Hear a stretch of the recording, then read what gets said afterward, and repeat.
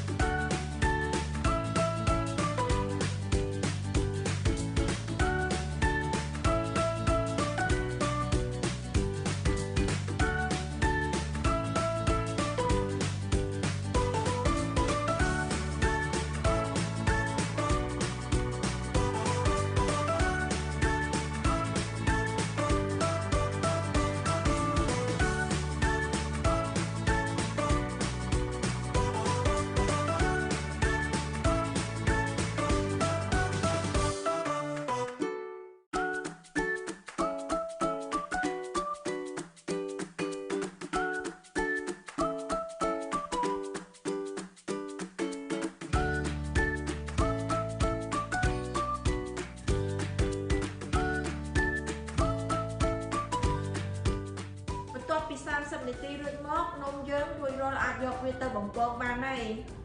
នេះបងប្អូននំរបស់យើងណាឥឡូវវាឡើងបានប្រហែលជា2ដងនៃម្សៅយើងដំបូងណាវាខ្ពស់តិចណាឥឡូវខ្ញុំចង់មកប្រាប់បងប្អូនបន្តិចមុននឹងខ្ញុំយកនំទៅបំពងណានេះគឺជាប្រេងដែលខ្ញុំយកទៅបំពងបើបងប្អូនអត់មានប្រេងនេះបងប្អូនអាចប្រើប្រេងឆាជំនួសក៏បានដែរសម្រាប់នំមួយនេះយើងត្រូវការប្រេងច្រើនបន្តិចយើងមានកងខ្ទះមួយរាងធំណាហើយយើងដាក់ប្រេងរបស់យើងចូល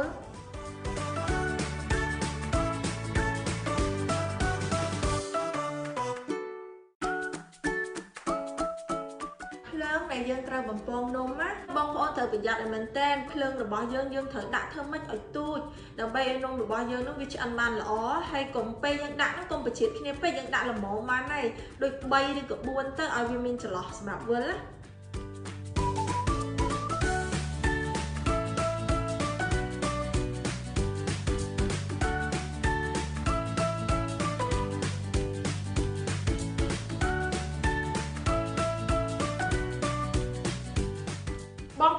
ត្រូវតែមានស្ករមួយកូនថាសចឹងមកពេលដែលនំយើងឆ្អិនយើងយកនំនឹងទៅប្រឡាក់ជាមួយស្ករនឹងតិចៗណា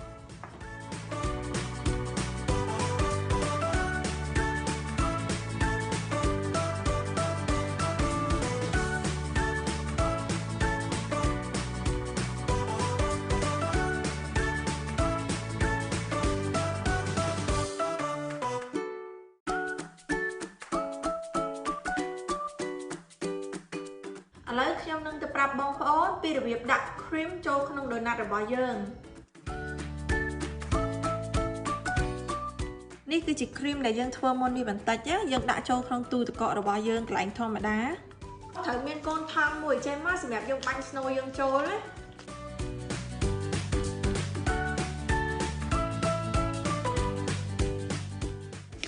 ហើយយើងច្របាច់វាណាឲ្យណែនដល់ក្រោមណាចឹងមកត្រូវមានកូនចង្កឹះមួយណាហើយយើងចាក់វាឲ្យមានរុំតិចណាដើម្បីយើងបាញ់ snow ចូល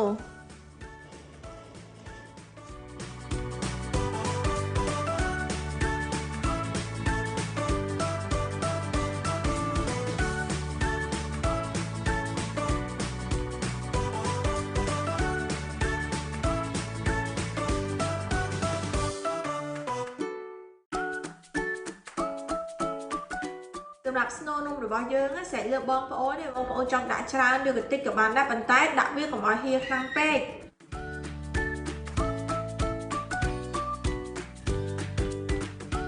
អូខេអ្នកទាំងអស់គ្នានំរបស់យើងបានរួចរាល់ហើយអញ្ចឹងខ្ញុំនឹងទៅសាកឲ្យបងប្អូនមើលតើរសជាតិវាយ៉ាងណាដែរនេះនំរបស់យើងគឺថាទន់ណា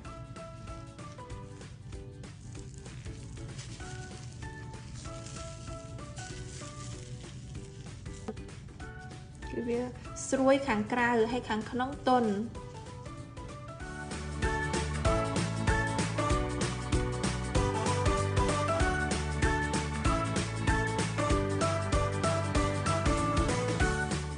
ខ្ញុំនឹងសាកមួយម៉ាត់ទៀត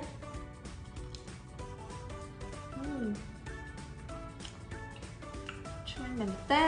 សម្រាប់រសជាតិនំ donut មួយនេះគឺថាខាងក្រៅវាស្រួយហើយខាងក្នុងវាទន់ល្មើយហើយត្រូវនឹង cream របស់យើងគឺថាឆ្ងាញ់មែនតើខ្ញុំសង្ឃឹមថាអ្នកទាំងអស់គ្នានឹងចូលចិត្តពីវិធីធ្វើនំ donut មួយនេះរបស់ខ្ញុំ